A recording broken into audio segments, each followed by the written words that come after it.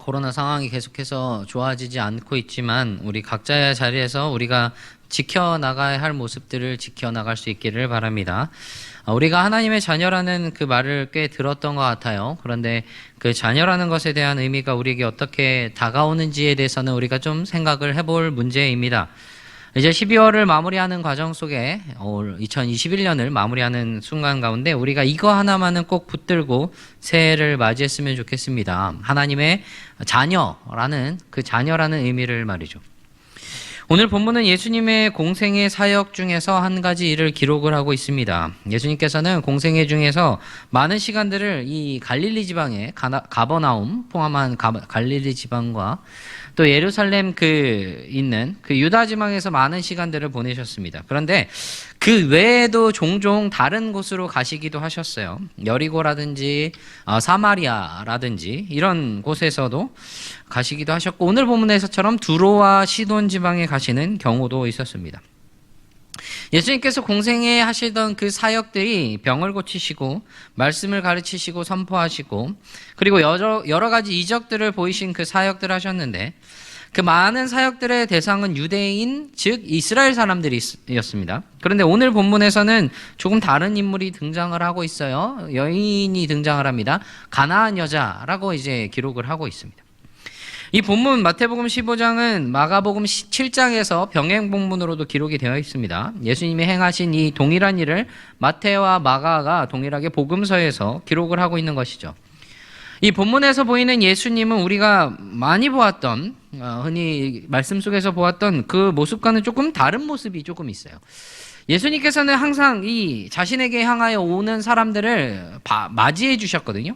기쁘게 맞아주셨습니다. 심지어는 어린아이들이 예수님께 이렇게 오는 것을 부모님과 함께 제자들이 막 막아서고 그들을 꾸짖었는데 부모님들을 예수님이 이 제자들을 꾸짖으시면서 그들을 막지 말라고 하시고 오히려 그 온 아이들을 칭찬하시고 그 모습을 축복하시는 장면을 우리는 그 말씀을 통해서 발견을 하게 됩니다.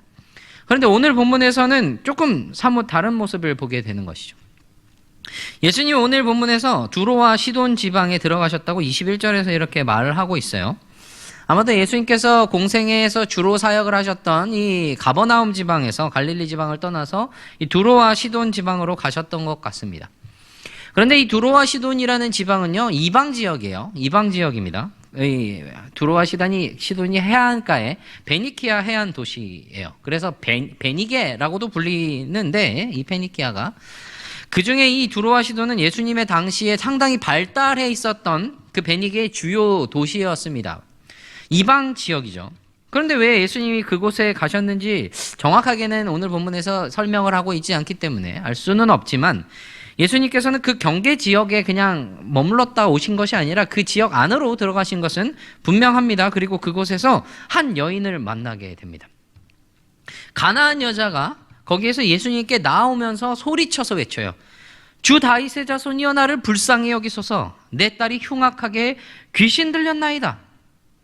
조금 의아해 보이는 장면이 펼쳐지고 있습니다. 이 여인 누구입니까? 이방인이죠. 가나안 여자예요. 마가복음에서는 헬라인이요 수로보니게 족속이다라고 이야기를 하고 있습니다. 수로보니게라는 말이 그 수리아와 페니키아의 합성어인데요. 그 수리아라는 나라에 살고 있는 페니키아 사람, 그러니까 베니게 민족이라는 것이죠. 수리아에 살고 있는. 그러니까 마태복음에서는 가나안 여인, 마가복음에서는 헬라인, 수로보니게 족속. 그러니까 이 여인은 이방인 중에서도 여러 지역과 나라들이 얽혀 있는 그런 여인이었던 것입니다. 그런데 그 여인이 예수님을 부르는 말이 뭐예요? 굉장히 의아합니다. 주 다윗의 자손이여라고 외치고 있는 것이죠. 이방인 중에 이방인, 이 가나안 여인이 예수님을 다윗의 자손이라고 부르고 있다는 것은 정말 놀라운 일인 것입니다. 왜냐하면요, 이 다윗의 자손이라는 것은 단순히 예수님의 그 혈통, 그 족보에 대해서만 이야기를 하고 있는 것이 아니기 때문입니다. 예수님은 유다 자손이고요. 그 족보를 거슬러 올라가면 마태복음 1장에 기록되어 있는 거슬러 가면 거기에 다윗이 있어요. 혈통적으로 다윗의 자손이죠. 그런데 성경에서 예수님을 다윗의 자손이라고 부르는 것은요, 단순히 그 혈통만을 이야기를 하는 것이 아닙니다. 그 안에 담겨 있는 의미가 있는데 그것은 바로 메시아라는 의미가 담겨져 있는 것입니다.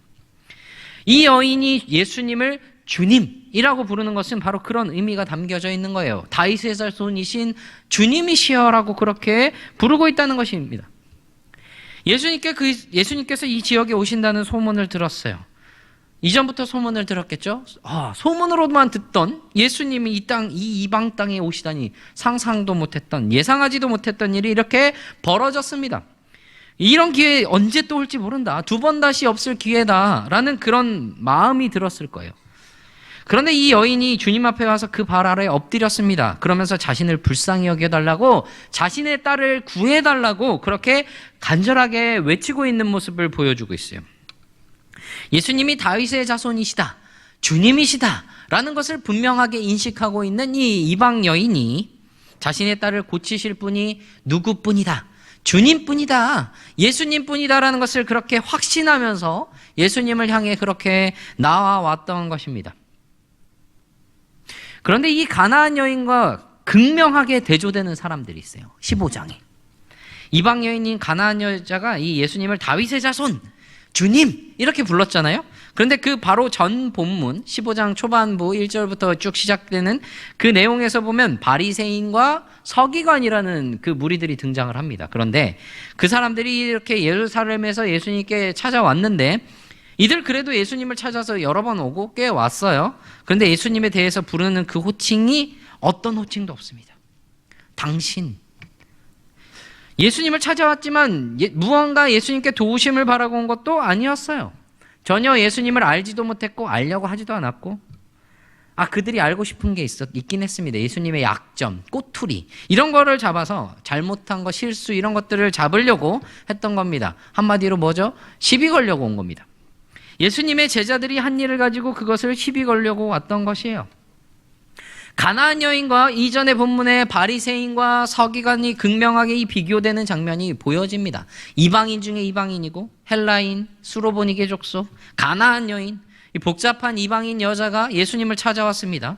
바리새인과 서기관들 누굽니까? 이스라엘의 기득권층입니다. 지식인들이고요. 말씀에 대해서는 그래도 일반 백성들보다 훨씬 더 많이 한다고, 그리고 많이 한다고 자부하고 확실히 그렇게 잘 아는 사람들이었어요. 그러나 가나안 여인들은 예수님을 알았습니다. 가나안 여인은 예수님을 알았어요. 다윗의 자손 주님이라고 그럼 예수님을 불렀던 반면에 이 바리새인들과 서기관들, 이스라엘 사람, 이스라엘의 지도층이면서도 예수님을 전혀 알지도 못했고 알려고 하지도 않았고 예수님을 어떤 호칭으로도 부르지 않았던 것입니다. 극명하게 대조되고 있는 모습을 보여주고 있는 것이죠.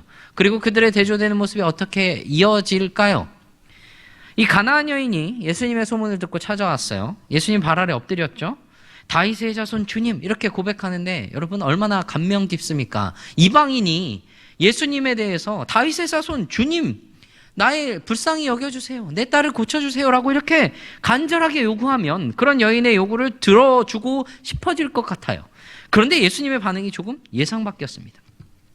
이 여인이 나를 불쌍히 여기셔서 내 딸이 흉악하게 귀신 들렸나이다, 무슨 말이에요, 내 딸 좀 고쳐주세요 제발요 라고 이렇게 말하잖아요. 그런데 예수님 묵묵부답입니다. 아무런 대답도 하지 않으세요. 한 말씀도 대답하지 아니하셨다라고 이야기를 하고 있습니다. 속된 말로 드십? 네, 한마디도 대답하지 않으셨어요. 대꾸하지도 않으신 것이죠. 아무런 대답이 없어요. 그러면요, 아무런 대답이 없으면 좀 실망하고 돌아갈 법도 한데 이 여인 조금 끈질긴 구석이 좀 있습니다. 계속 소리쳐 부르고 있는 것이죠. 오죽했으면 제자들이 예수님께 와서 저 여자가 우리 뒤에서 외치고 있습니다, 그녀를 좀 떠나보내게 해주세요 라고 그렇게 청하고 있었던 것이죠. 그 여인의 말을 들어서 안심시켜 보내시던지 이렇게 해달라는 그런 요청이었겠죠.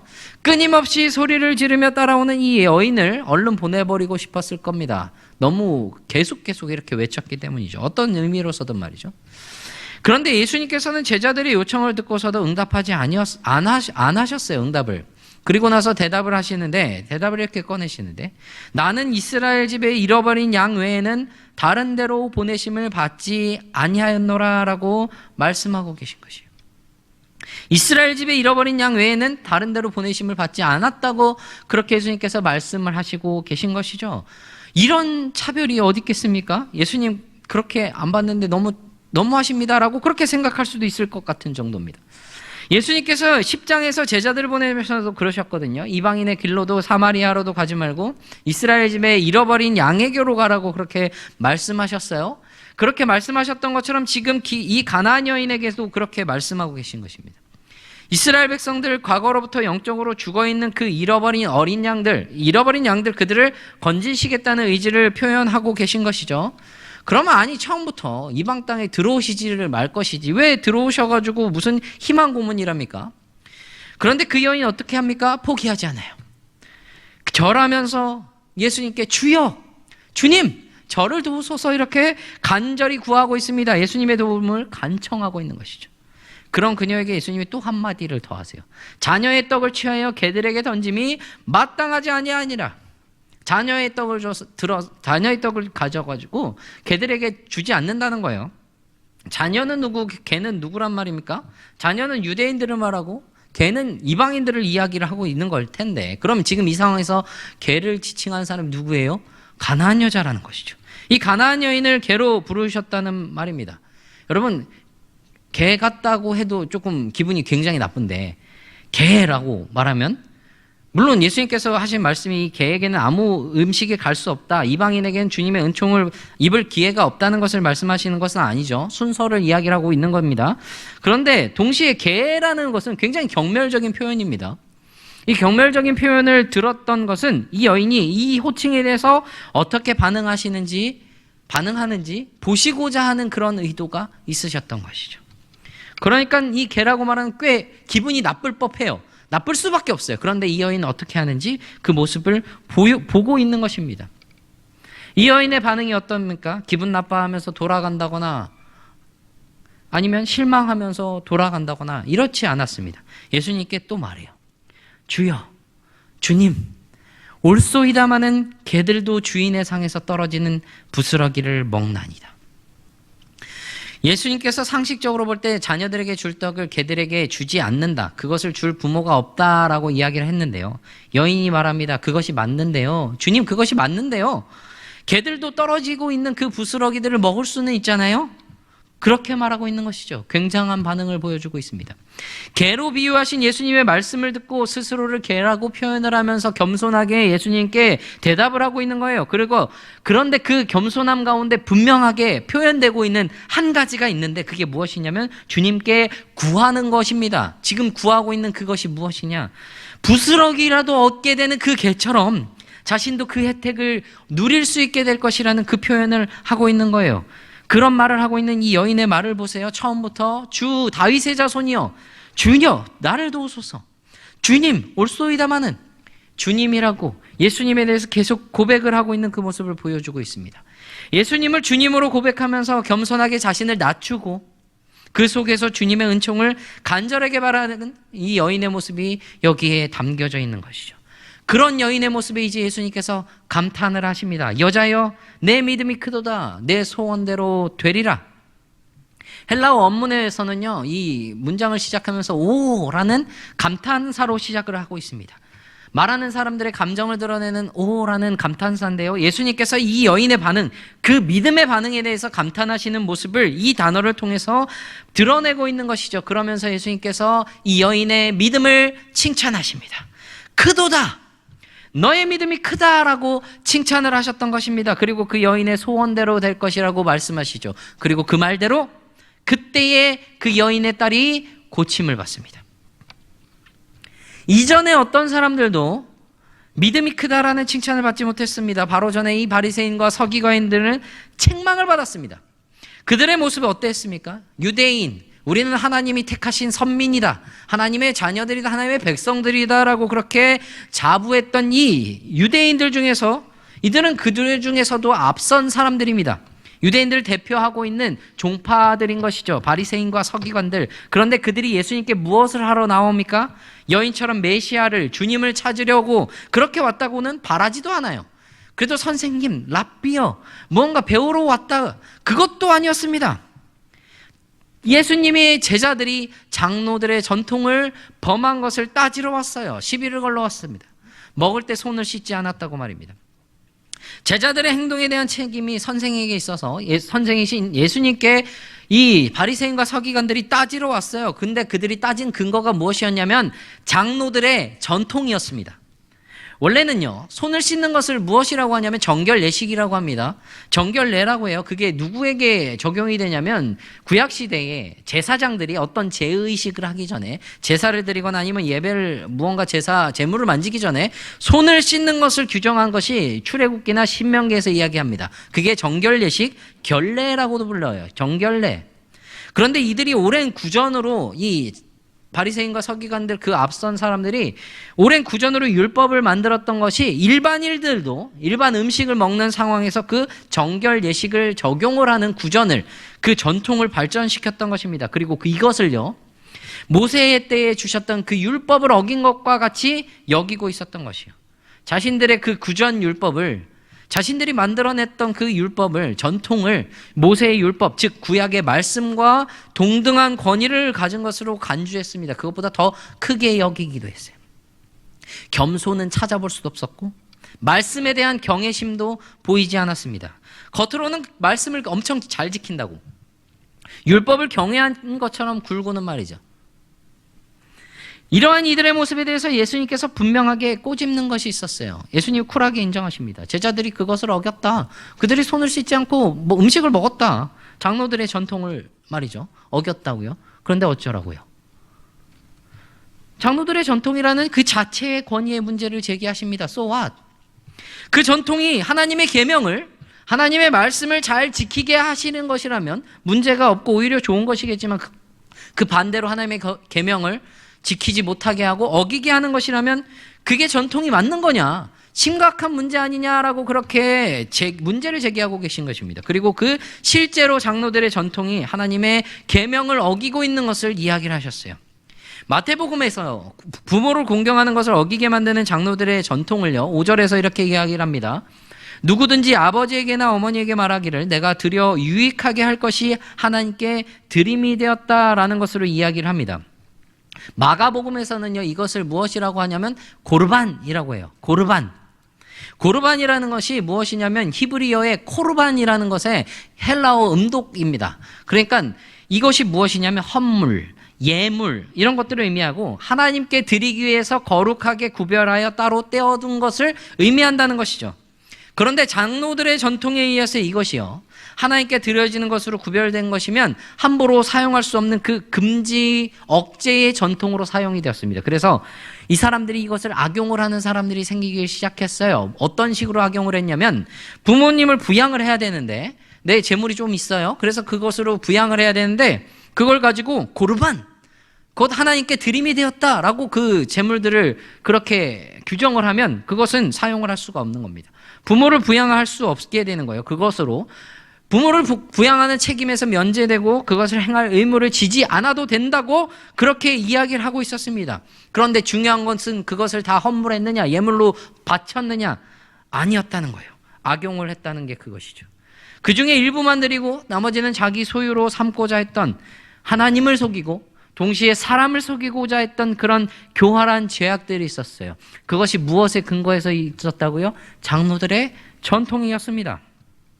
예수님께서 그 전통으로 부모를 공경하라, 내 부모를 공경하라라는 그 하나님의 그 계명을 어기고 있던, 폐하고 있던 그런 일을 하고 있는 이 장로들의 전통을 가지고 와서 예수님의 제자들을 꼬집고 그들에 대해서 예수님께 시비를 걸던 이 바리새인과 서기관들의 그 문제점을 지적을 하셨던 것이죠. 바리새인과 서기관들 하나님을 잘 안다고 하지만 하나님의 말씀을 잘 안다고 했지만 하나님의 율법을 잘 지킨다고 하지만 정작 그들이 했던 것은요 자신들이 원하는 것들 자신들의 전통을 지키는 것이었습니다. 그러니까 그들은 정작 하나님의 뜻의 진정한 본질을 알지도 못했고 이해하지도 못했고 이해할 생각도 없었어요. 그래서 자신들은 맹인이 됐습니다. 근데 맹인이 또 다른 사람들 자신을 따르는 사람들을 이끌어가요. 그럼 어디로 갑니까? 어디로 가는지 알 수 없는 거예요. 그러니까 구덩이로 빠지게 되는 것이죠. 멸망으로 끌어들인다는 거예요. 그들에게 진정으로 있어야 할 것이 무엇인지 알지 못하는 이 바리새인과 서기관들 그리고 이 무리들 그들이 진정한 자녀인가? 아니면 예수님을 주님으로 고백하고 주님께서 구원의 은총을 베풀어 주시기를 간절히 구하고 또 구하고 겸손하게 주님께 또 구하며 믿음으로 나아갔던 이 이방 여인, 가나안 여인이 진정한 자녀인가? 우리는 그 답을 너무나도 잘 알 수가 있습니다. 무엇이 중요한지 잘 알아야 한다는 거예요.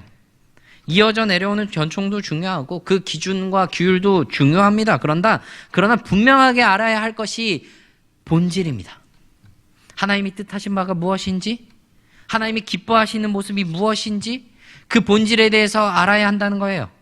바리새인과 서기관들이 그들에게 있어서 예배라는 그 의식적이고 형식적인 것들이 되어버렸지만 예수님께서 말씀하시는 예배는요, 청결한 마음과 사랑하는 그 생활이 포함되는 것이었습니다.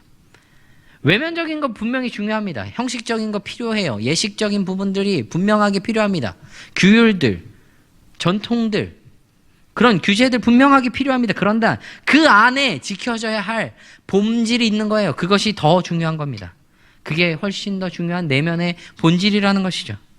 가나안 여인이요, 예수님께 인정받을 수 있었던 것이 예수님께 간절하게 계속해서 호소했기 때문이 그 끈질김이 전부가 아닙니다.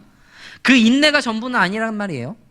예수님께 대하여 자신을 개라고 표현하면서 그 부스럭이라도 구했던 그 겸손이 또한 전부는 아닙니다. 예수님이 누구신지에 대한 믿음, 자신의 딸을 구할 수 있는 분은 주님이 유일하시다는 그 확신, 그 믿음의 시험 앞에서 자신의 믿음이 얼마나 진실한지 얼마나 큰지를 증명했던 그 모습, 그것을 주님 앞에 나타냈기에 주님께서는 그녀를 칭찬하시고 그녀의 딸을 구하여 내주신 것입니다. 믿음으로만 소망을 품을 수 있습니다. 믿음으로만 주님께로 나아갈 수 있어요. 믿음으로만 주님을 진정으로 예배할 수 있고 주님께서 나를 바라보시고 나를 어루만져 주실 것을 기대할 수 있게 되는 겁니다. 우리를 붙잡고 있는 것이 어떤 것이든지, 혹은 우리가 붙잡고 있는 무언가가 있다면, 하나님의 뜻에 대한 그것들이 하나님의 뜻에 대해서 온전하게 나아갈 수 없게 우리를 방해한다면, 하나님의 본질을 따라갈 수 없게 한다면, 우리는 하나님의 뜻을 향한 더 좋은 방향으로 가는 것을 억제를 하고 있는 그것들을 끊어내야 됩니다. 그것이 얼마나 오래된 전통이고 얼마나 오래된 역사고 얼마나 큰 신념이고 고집이든 우리는 꺾을 수 있어야 한다는 겁니다. 주님의 뜻을 위해서라면, 주님의 말씀의 근거에서라면 꺾이기 전에 하나님의 긍휼을 의지하면서 우리가 믿음으로 굳게 서서 진정한 자녀, 참된 자녀, 이 온전한 백성의 모습을 우리는 충실하게 나타내야 한다는 겁니다.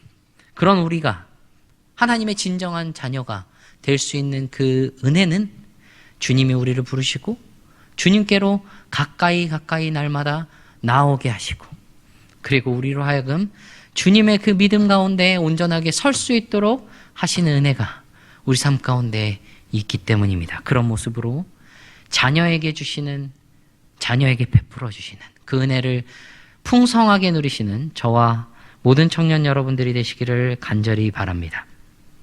시야 우리 함께 주께 가까이라는 찬양을 함께 하도록 하겠습니다. 주님께로 더 가까이